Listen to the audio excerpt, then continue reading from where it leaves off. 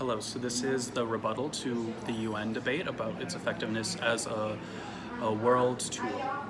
So we can agree that the United Nations has been effective in some regards at addressing global conflicts, but the crux of why it's ineffective is the Security Council, but also the UN was determined by those who drafted the charter, as was talked by Professor Kennedy in a recent NPR debate.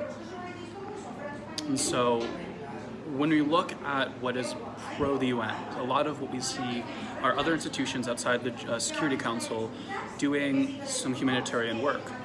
One of the big debates is that it's 40% has declined. 40% of conflict has declined since the 90s, but even as soon as 92, the UN failed in 3 times to intervene in Somalia, and even when they did intervene, they were less effective than an NGO.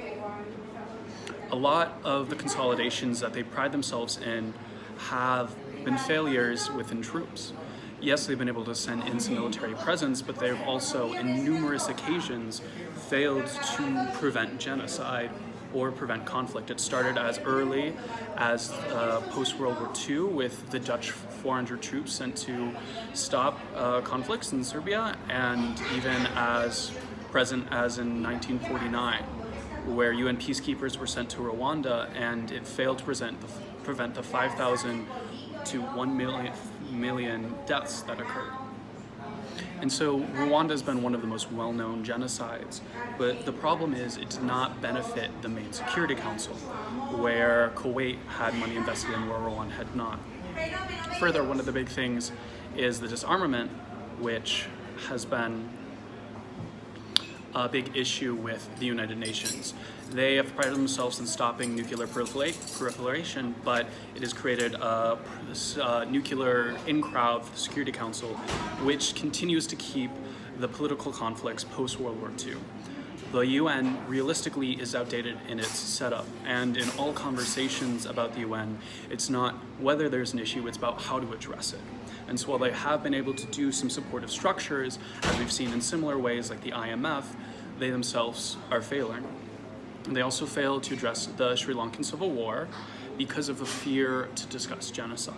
And that's one of the big issues. There's an international political gridlock in trying to continue on a structure that was built around post-World War II, where the fear of genocide and the fear of international crisis has blocked a lot of action by the UN. Even with the current Darfur crisis, the United States spoke out against it, but it was still stopped by other veto powers. We can see that even still, the UN and the Security Council can give a platform to actually cover up genocide, as we've seen with China right now, and its genocide of its 1 to 2 million Muslim population. And what they said at the last UN Human Rights Council was vocational training, when it is known to be a genocidal campaign. Further, one of the big issues and the big prides of the UN is its promotion for gender equality and minimization of gendered violence. But still, there's a gender disparity in the UN.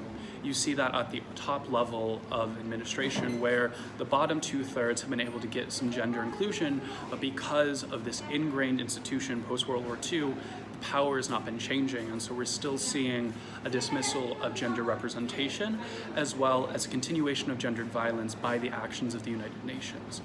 In the 90s in Peru, the UNFPA actually financed forced sterilization, and when one of the members of the United States called out against this, they still continued.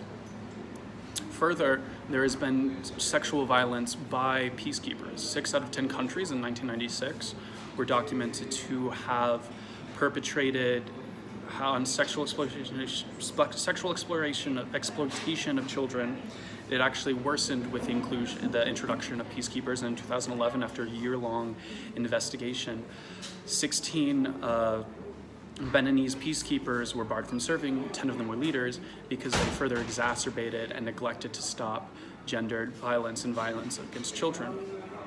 Still, one of the big proponents of the UN discuss its promotion of democracy, when realistically 75 of the 184 members are not democratic, and it has been very amenable to dictators. With the death of Kim Jong-il, the UN took a moment to recognize his death and honor it, and a space where we should be promoting democracy. And further, self-determination has been overshadowed by the UN's interest in the Security Council, and even when looking at the Bangladeshi conflict, regional impact by the Indian military has more effective. And so to say the UN is an effective effective global tool is to be idealistic. We understand that there is a big fault in the system and in the dynamics from post-World War II that need to be changed. It's a question of how to change it, not what to do. And this does not get overshadowed, this is not replaced by the moments where it's good. It does act as a tool, but it is not effective.